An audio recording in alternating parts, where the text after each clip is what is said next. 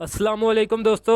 आज की वीडियो में मैं आप लोगों के साथ आइलैंड मार्केटिंग कंपनी यानी ओएमसीज़ का टेक्निकल ओवरव्यू डिस्कस करूंगा। तो वीडियो आप लोगों ने मुकम्मल देखनी है इंशाल्लाह। बारी बारी से हम जो है इस सेक्टर के मेन स्क्रिप्ट जो चलने वाले हैं मार्केट में, उनका बारी बारी से टेक्निकल एनालिसिस करेंगे और देखेंगे कि आया इनके अंदर रिसेंट लेवल्स के ऊपर बाइंग करनी चाहिए, या फिर अगर हमें इनके अंदर बाइंग करनी है तो फिर किन लेवल्स के ऊपर जो है बाइंग करनी चाहिए, या फिर आने वाले दिनों के अंदर जो है टारगेट्स इनके क्या हो सकते हैं। तो वीडियो आप लोग मुकम्मल देखें इंशाल्लाह। जो लेवल आपके सारे जो है आपके साथ मैं डिस्कस करूँगा। तो अभी टाइम ज़ाया किए बगैर हम जो है स्क्रिप्ट की तरफ बढ़ते हैं। तो जो पहला स्क्रिप्ट है हमारे पास वो हस्कोल है, हस्कोल पेट्रोलियम लिमिटेड। तो चार्ट इसका जो है वो ओपन हो गया है। तो अगर हम इसके ट्रेंड की बात करें तो इस वीक की इसकी परफॉर्मेंस देखें तो इस वक्त मार्केट के अंदर अगर अच्छी परफॉर्मेंस किसी ने दिखाई है तो वो ये हस्कोल ही था, जिसकी अगर हम देखें तो रिसेंट जो इसने एक रैली बनाई है अपनी डिप से, तो वो लगभग इसने जो हाई लगाया है तकरीबन 93% यानी 100% इसने इस वीक के अंदर कई लोगों के पैसे जो डबल किए हैं। लेकिन ये है कि इसमें बहुत से लोगों ने जो है मिस भी की होगी इसके अंदर अपॉर्चुनिटी। तो अगर इसके ट्रेंड की बात करें तो देखें दोस्तों, ये आपने डेली टाइम फ्रेम के ऊपर जो है अपने आप ट्रेंड के अंदर आ गया। तो इसको काफ़ी अरसे से जो है मैं एनालाइज़ कर रहा था। तो जब इसने यहाँ के ऊपर इस ट्रायंगल फार्मेशन का ब्रेकडाउन किया था तो उस वक्त भी इसकी जो है एनालिसिस आप लोगों के साथ मैंने शेयर किया था, जिसका टारगेट 3 रुपये 70 पैसे का था। तो उसके बाद इसके अंदर ये न्यू फार्मेशन बनी है ये फॉलिंग वेज की। तो जिसका ब्रेकआउट के बाद इसने जो है अपना ट्रेंड जो है रिवर्स किया है।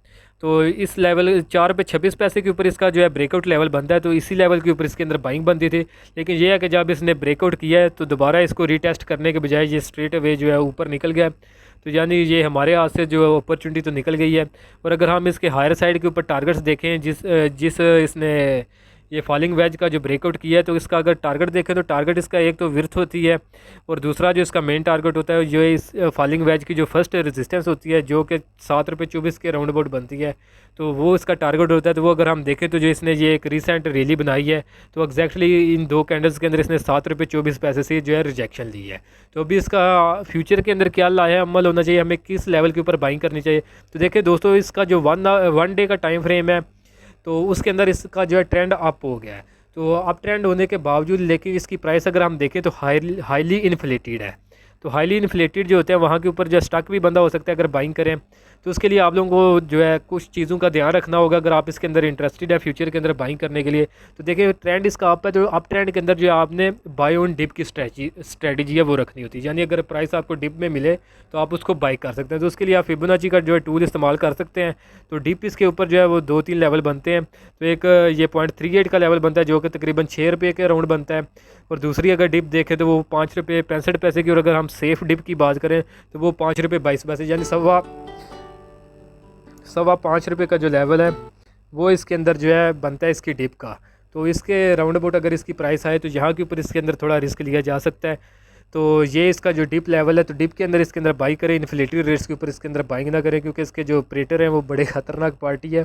तो वो भी इंशाल्लाह फ्यूचर में कभी आप लोगों के साथ डिस्कस करेंगे कि इसको हस्कोल को जो है ऑपरेट कौन करता है। तो जो है बाइंग के लिए आपने जो है एक तो ये है कि आप फिबोनाची का जो लेवल बनता है 5 रुपये 25 पैसे के राउंड अबाउट वहाँ पे बाइंग की जा सकती है। दूसरा आप जो है इसको जो है वेट करें, अगर 1 आवर टाइम फ्रेम के ऊपर ये कंसोलिडेट करके कोई ब्रेकआउट करता है तो उस वक्त इसके अंदर बाइंग की जा सकती है। और तीसरी स्ट्रेटजी इसके अंदर हो सकती है कि अगर ये दोबारा जो है अपने इसने जो एक रिसेंट हाई लगाया हुआ है, बल्कि जो रिसेंट हाई इसका ये जो 7 रुपये 24 पैसे का, अगर ये इसको ब्रेक करके ऊपर निकलता है तो इसका ये एक न्यू ब्रेकआउट होगा। तो न्यू ब्रेकआउट के ऊपर भी जो है बाइंग कर सकते हैं, लेकिन उसके लिए भी आपको फर्दर कन्फर्मेशन की जो है ज़रूरत होगी।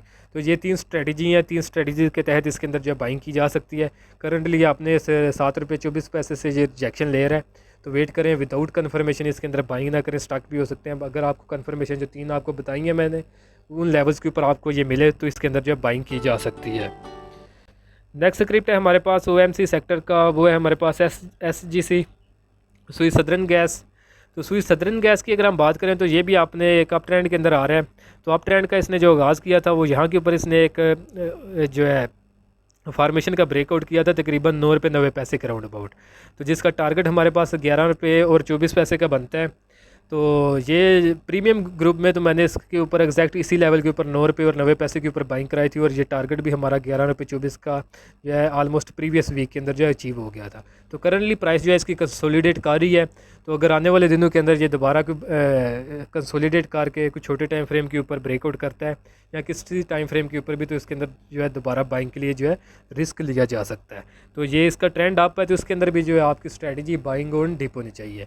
तो ये वाहिद सेक्टर है इस वक्त अगर हम देखें तो जिसको जो है वाहिद क्या बल्कि अभी तो काफ़ी सेक्टर है जो कि अपने अप ट्रेंड में आ गया, लेकिन ये वाहिद सेक्टर है जिसकी कंफर्मेशन भी है कि ये अपने एक अप ट्रेंड के अंदर है।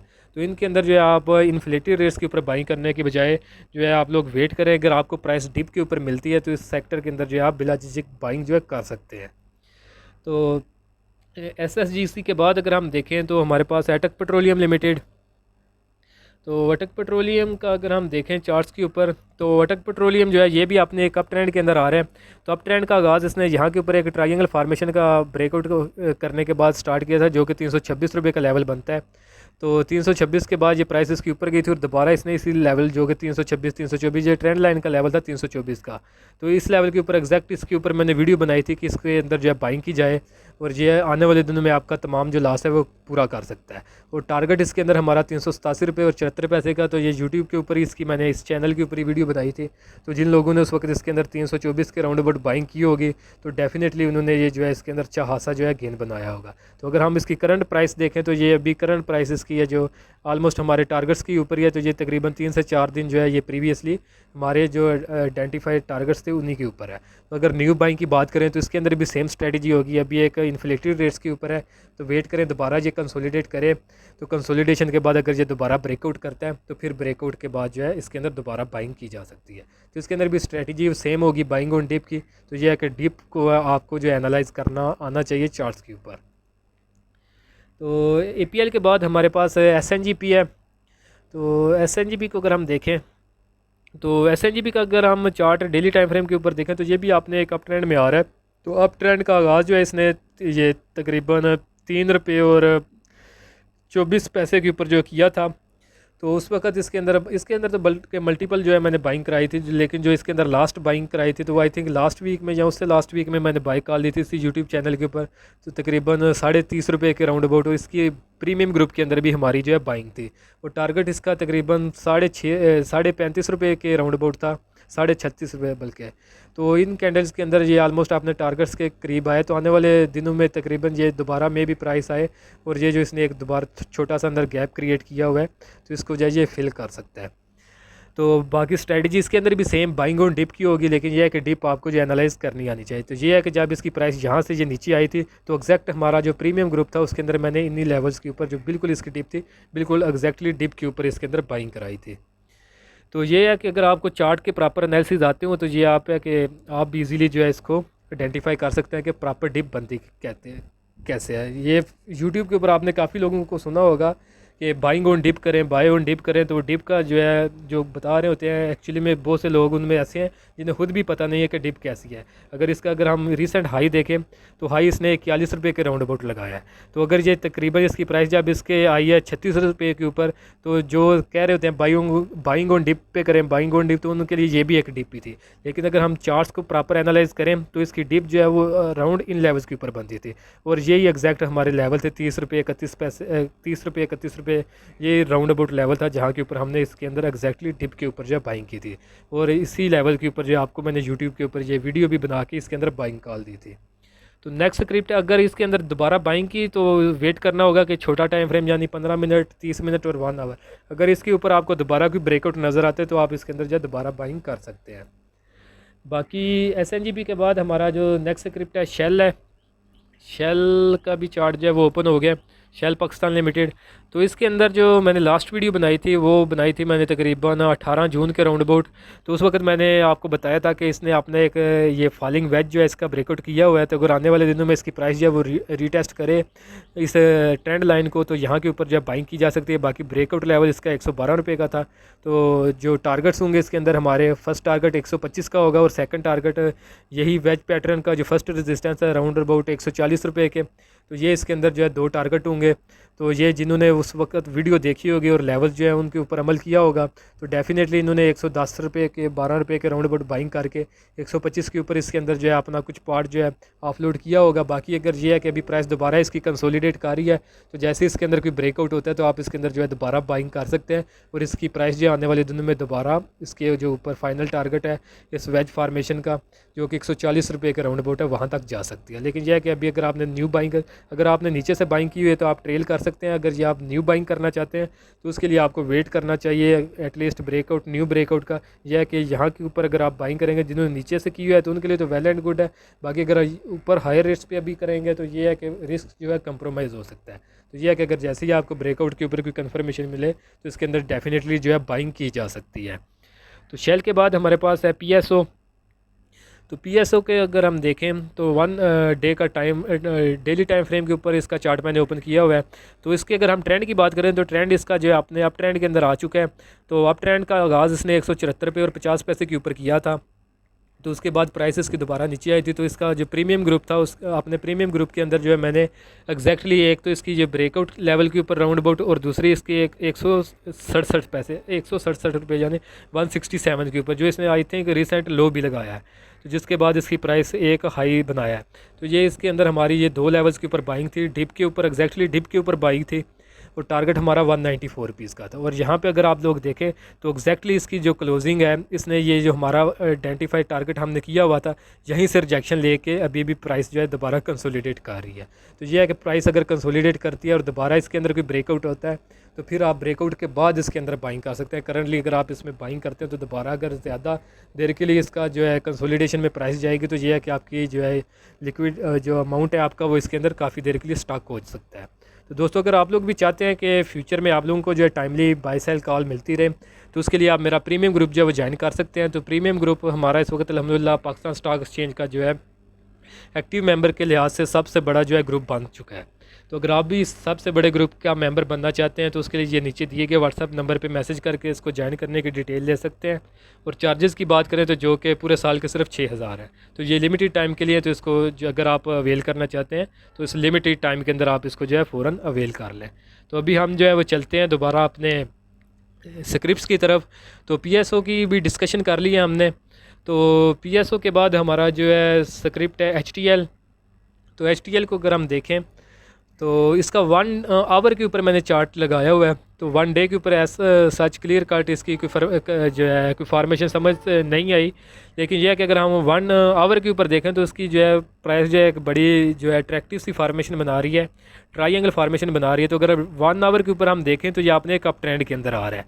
तो अप ट्रेंड के अंदर अगर ये अपकमिंग जो वीक है उसके अंदर ये अगर ब्रेकआउट करते हैं अपना 43 रुपये 70 पैसे के ऊपर यानी राउंड फिगर आप 44 का रख लेंगे। अगर इसके ऊपर प्राइस इसकी जो है सस्टेन कर जाती है तो फिर आप इसके अंदर बाइंग कर सकते हैं। तो ये है कि जब इसके अंदर इसके ऊपर ये ब्रेकआउट करेगा तो फिर इंशाल्लाह हम इसके जो है लेवल ऊपर की तरफ सेट करेंगे जिस लेवल से भी ये अपना ब्रेकआउट करेगा। तो करंटली प्राइस कंसोलिडेट कर रही है और बिल्कुल आपने नैरो जोन के करीब आ चुकी है। तो ये है कि ये जिस लेवल के ऊपर भी है जहाँ पे भी ये अभी ब्रेकआउट करेगा अगर ये ब्रेकआउट ऊपर की तरफ करता है तो फिर आप लोगों ने जो है इसके अंदर बाइंग करनी है। अगर ये नीचे ब्रेक डाउन करता है तो फिर ये है कि अपना मोमेंटम जो है ये वीक भी कर सकता है और मे भी प्राइस इसकी नीचे भी आए। लेकिन यह है कि अगर ये ब्रेकआउट करता है तो ब्रेकआउट के बाद आप डेफिनेटली इसके अंदर जो है बाइंग कर सकते हैं। और HTL के बाद अगर हम देखें तो HTL के बाद हमारे पास लास्ट स्क्रिप्ट है इसका वो MC सेक्टर का ऑयल बॉय। तो इसमें तो आई थिंक लोग काम भी नहीं करते हैं और मैंने खुद भी वैसे कभी इसके अंदर काम नहीं किया। लेकिन यह है कि अगर इसमें अगर अपॉर्चुनिटी मिलेगी और अट्रैक्टिव रेट्स पे मिलेगा तो डेफिनेटली करेंगे। इसको भी मैंने 1 आवर टाइम फ्रेम के ऊपर जो है ओपन किया हुआ है और 1 आवर टाइम फ्रेम के ऊपर इसके अंदर भी एक बड़ी अट्रैक्टिव जो है फार्मेशन बन रही है। तो प्राइस करंटली इसकी कंसोलिडेट कर रही है ऐसा कि इसकी अभी जो है क्लियर कट फार्मेशन बनी नहीं है। तो फार्मेशन के अंदर इसका जो एक अभी incomplete heads and shoulder formation बनी हुई है। तो ये एक इमेजिनरी मैंने बनाई हुई है कि मे भी इस तरह की फ्यूचर में इसके अंदर बने। लेकिन जब तक ये है कि ब्रेकआउट हो ना जाए तो तब तक आप जो है पैटर्न की प्रॉपर जो है ड्रा कर नहीं सकते। लेकिन ये है कि अगर इसकी प्राइस आने वाले दिनों में इसकी जो है रेजिस्टेंस जो कि तकरीबन 9 रुपये 80 पैसे के राउंड अबाउट बनेगी इसको जो है ब्रेक करके ऊपर निकलती है तो फिर इसके अंदर जो है डेफिनेटली बाई की जा सकती है। क्योंकि 1 आवर टाइम फ्रेम के ऊपर इसका जो ट्रेंड रिसेंटली डाउन चला आ रहा है वो अपना अप ट्रेंड में शिफ्ट हो जाएगा और अप ट्रेंड के अंदर जो है आपने बाइंग ही करनी है। लेकिन यह है कि आपने वेट करना है इसके अंदर जो है आपको प्रॉपर ब्रेकआउट मिल जाए, तो ब्रेकआउट के ऊपर जो है इसके अंदर बाइंग करें, ताकि आपकी लिक्विडिटी जो है ज़्यादा देर के लिए स्टक भी ना हो और लिमिटेड टाइम के अंदर आप मैक्सिमम जो है वो गेन बना सकें। तो 1 आवर टाइम फ्रेम जो होता है ये कंसिडरेबली जो है सेफ़ होता है। वैसे मैं जो मोस्टली काम कर रहा होता हूँ 1 आवर और 1 डे टाइम फ्रेम के ऊपर कर रहा होता हूँ, तो ये मुझे सेफ़ लगता है। इसमें यह है कि रिस्क आपका कम होता है और आपकी जो है एक्यूरेसी जो है वो बढ़ जाती है। इसलिए रिकमेंड मैं भी आपको भी मैं यही रिकमेंड करूँगा कि काम जो है आप 1 आवर या 1 डे टाइम फ्रेम के ऊपर ही किया करें। छोटे टाइम फ्रेम के ऊपर यह है कि आपको ज़रा जल्दी इंडिकेशन मिल जाती है, लेकिन यह है कि उन लेवल छोटा टाइम फ्रेम जो कि 15 और 30 मिनट का है उसके ऊपर आपको फेक आउट्स भी बहुत ज़्यादा मिलते हैं। तो ये है कि अगर आप इन higher levels higher time frames के ऊपर काम करेंगे तो डेफिनेटली आपका जो है रिस्क जो है वो मिनिमाइज़ होगा और जो है रिवार्ड जो है वो मैक्सिमाइज़ होगा। तो बाकी दोस्तों, अगर आप ये जो एनालिसिस आप लोगों के साथ मैं डिस्कस करता हूँ और अगर ये आप लोग खुद नहीं कर सकते, चाहे जॉब की वजह से या फिर इतनी एक्सपर्टीज़ नहीं है, तो उसके लिए आप जो है मेरा प्रीमियम ग्रुप ज्वाइन कर सकते हैं, जिसमें टाइमली जो है बाय सेल कॉल मिलती रहती हैं। तो डिटेल ऑलरेडी डिस्कस कर चुका हूँ, नीचे व्हाट्सएप नंबर पे मैसेज करके इसको जो है वहाँ पे आप डिटेल ले सकते हैं और इसको ज्वाइन कर सकते हैं। तो hopefully oil and marketing sector के तमाम स्क्रिप्ट जो है उनके लेवल्स वगैरह आपको समझ में आ गए होंगे और आने वाले दिनों में ये किस तरह परफॉर्म कर सकते हैं और किन लेवल्स के ऊपर आपने इनके अंदर एंट्री या एग्जिट बनाना है, तो वो भी आप लोग जो है यहाँ से प्रिडिक्ट कर सकते हैं। अगर किसी चीज़ की कन्फ्यूजन है तो वीडियो बैक करके उनके देख सकते हैं। बाकी अगर वीडियो आप लोगों को ज़रा भी पसंद आई है तो काइंडली उसको ज़रूर लाइक करें और दोस्तों के साथ भी शेयर करें, और फ्यूचर के लिए जो है इन्फॉर्मेटिव वीडियोज़ के लिए आप चैनल जो है मेरा सब्सक्राइब कर लें। इंशाल्लाह मिलता हूँ आप लोग से नेक्स्ट वीडियो में।